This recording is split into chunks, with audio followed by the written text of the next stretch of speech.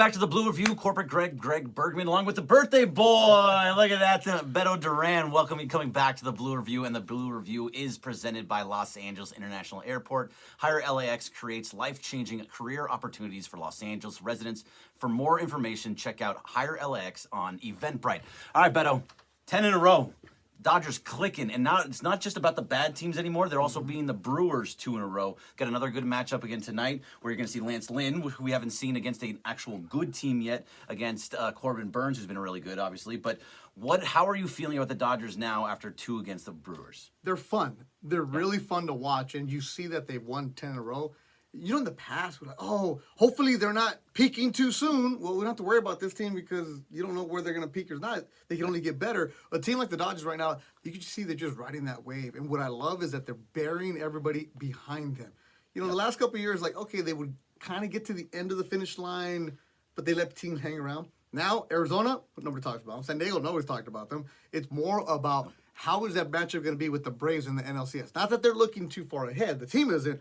But we are, because they're playing such good baseball. And we were there, a week ago, and you feel an energy in the stadium. And this is the best part of what I tell about the fans. Enjoy the ride, because there were no big expectations at the beginning of the season. It was, hey, if we can get a wild card, that's great, because the Padres are going to do amazing. Well, they didn't. And the Dodgers are going to win the West. No, nobody thought. But look at them. They're going to win the West. It's fun. The stadium is jamming. And every single time you're either watching or you're listening, you can hear how loud the stadium is. That's cool. Yeah, it's so much different than it is the last couple of years, because they were very workmanlike, right? They were just coming in, doing their thing. And then when it got to the point of the playoffs, the team that was all hyped up was already ready to go. Like the Padres beat the Dodgers because they were all piped up. That whole goose thing, that was a pain in the butt. But like all those things were happening, and now the Dodgers just seem to be enjoying themselves, and you got, like you're talking about, there's the energy in the stadium. We're into a point where it just feels like a team that just has that destiny-ish type feeling to it. I don't like saying destiny because they should have been the team of destiny for the last 15 years. But they were also the team that was very rich, really important, right, really impactful, all that other stuff. This is a bunch of guys like, wait, who's that guy? Who's that guy? They walk by, you're like, is he on the team, or who is he a coach? Like some of those players. Yeah, and a lot of what I'm seeing from this team, too, especially all the guys that they just brought in, the Lance Lynn, Ryan Yarbrough, Kike Hernandez, Ahmed Rosario, all just kind of fitting in perfectly. And it really goes to show just how great Andrew Friedman is at building teams, right? Like he took guys. Kike was terrible in Boston. He was awful this year. Led the league in errors, wasn't hitting a lick, and now he's got like 13, 14, 15 RBI, something like that in the short time.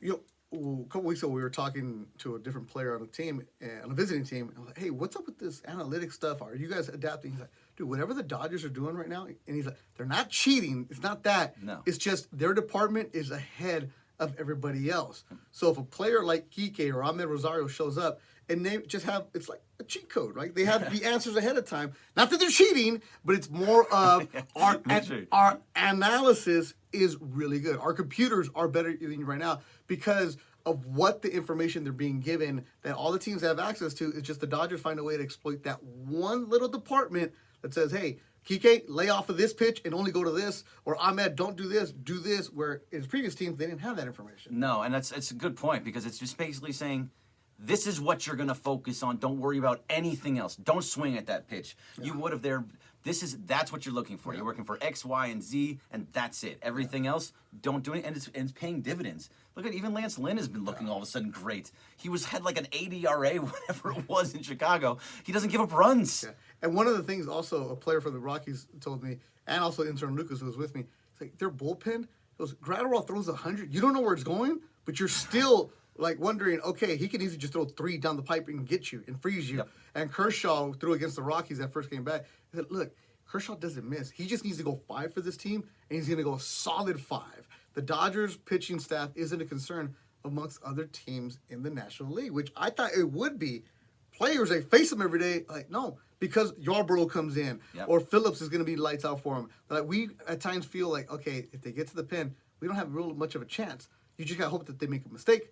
But they don't make the mistakes. And what's so weird about that, too, is that the bullpen was terrible. Yep. absolutely then now- horrendous. And now it's one of the best ones in baseball because they just don't give up runs anymore. It's very, very odd. And that's also to the fluidity of a bullpen just in general. The bullpen you have at the beginning of the year is not the bullpen you have at the end of the year. And it was always going to be like that. And it's started to right itself out. And now it's just about getting past this, getting through August when they're always good, getting through September, and just finally being good in October. Yeah, this will be an October team. Can't wait to be out there. Yep, can't wait to see it. All right, that'll do it for the Blue Review. Thank you very much, birthday boy Beto Duran, and thank you to LAX. We'll see you tomorrow.